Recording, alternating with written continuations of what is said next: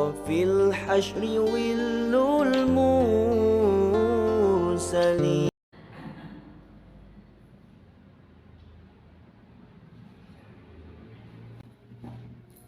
Bismillahirrahmanirrahim. Assalamualaikum warahmatullahi wabarakatuh. Waalaikumsalam warahmatullahi wabarakatuh.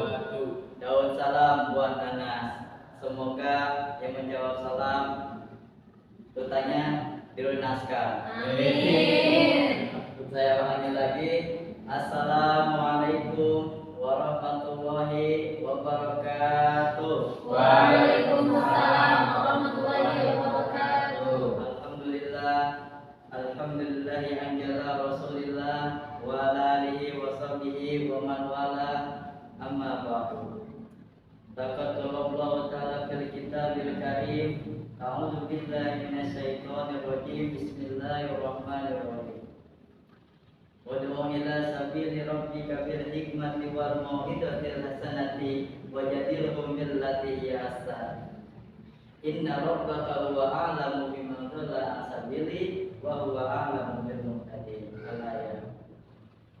Hadirin yang dirahmati Allah Subhanahu wa taala, yang saya hormati Ustaz Ismail Hasan selaku Ketua DKM Masjid At-Taqwa, yang saya hormati para jamaah. Saya ucapkan terima kasih kepada jamaah semua yang sudah berkenan hadir di majelis yang insyaallah dirahmati Allah Subhanahu wa taala. Puji syukur kehadirat Allah Subhanahu wa taala, yang mana Allah senantiasa memberikan nikmatnya kepada kita semua sehingga kita bisa berkumpul dan bertatap muka di tempat yang insyaallah dirahmati Allah Subhanahu wa taala.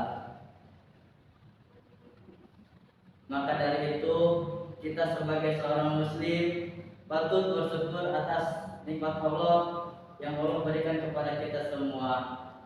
Allah berfirman dalam surat Ibrahim ayat ke-7 yang berbunyi, A'udzu billahi minasyaitonir rajim. Bismillahirrahmanirrahim. Wa idza adana rabbukum la in syakartum la azidannakum wa la in kafartum inna adzabi lasyadid. Kata Allah, barang siapa yang bersyukur atas nikmatku, sungguh akan aku tambahkan nikmatku kepadamu, dan barang siapa yang kufur atas nikmatku, sungguh azabku sangatlah pedih. Salawat seri salam tak lupa marilah kita curahkan kepada junjungan Nabi kita, yakni Nabi Muhammad Sallallahu alaihi wasallam. Baiklah hadirin dirahmati Allah Subhanahu wa taala, di sini saya akan berbicara beberapa kata yang saya katakan akan menjadi kata istimewa yang saya beri judul membangun generasi Al-Quran. Hadirin yang dirahmati Allah Subhanahu wa taala, Ibu dan Bapak, ketahuilah bahwasanya membangun manusia yang bertakwa itu jauh lebih sulit dibandingkan membangun tembok raksasa di Cina. Membangun manusia yang berakhlak mulia jauh lebih sulit dibandingkan membangun jembatan terpanjang di dunia. Membangun manusia yang beradab jauh lebih sulit dibandingkan membangun gedung pencakar langit. Hadirin yang dirahmati Allah Subhanahu wa taala, yang pertama, Al-Quran merupakan sebuah mukjizat terbesar Nabi Muhammad SAW, yang mana di dalamnya tidak ada keraguan. Di antara lain isinya yaitu hudal linnas, itu sebagai petunjuk bagi umat muslim.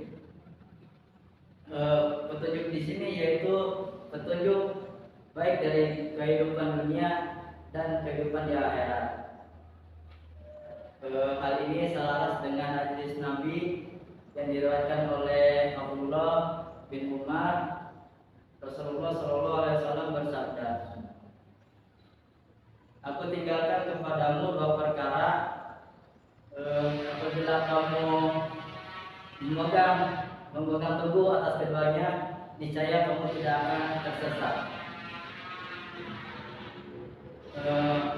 Dari hadis ini menjelaskan bahwa ada dua senjata atau perkara yang Rasulullah SAW tinggalkan kepada umatnya.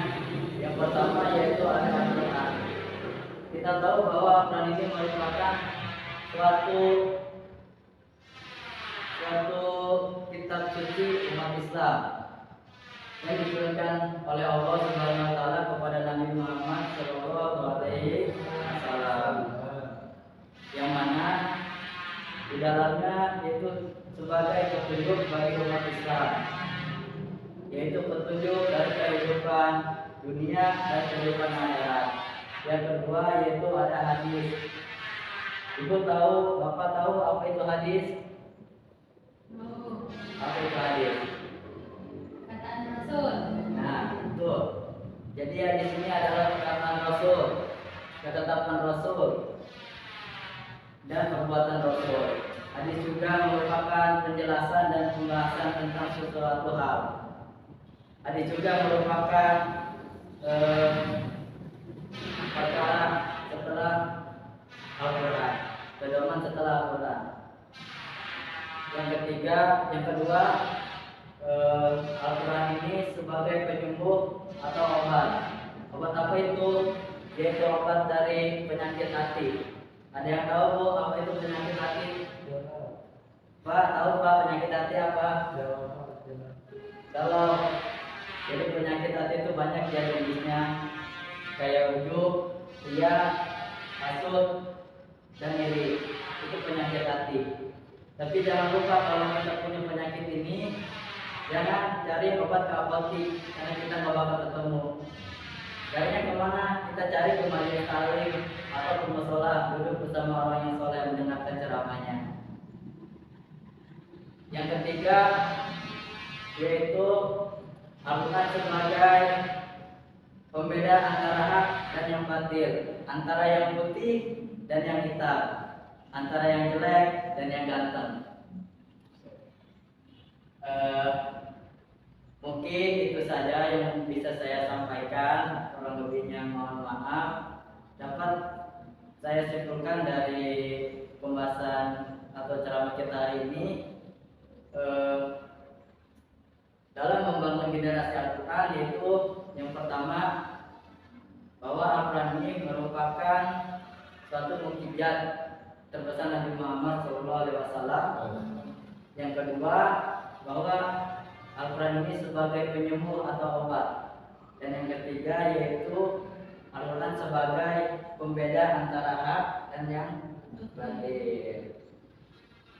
Semoga apa yang tadi saya sampaikan tidak hanya didengar tapi diaplikasikan ke dalam kehidupan kita sehari-hari.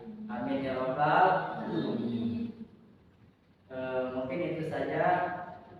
Burung pipit, burung cendrawasih. Saya pamit ucapkan terima kasih. Akhirul kalam. Assalamualaikum warahmatullahi wabarakatuh. Waalaikumsalam warahmatullahi wabarakatuh.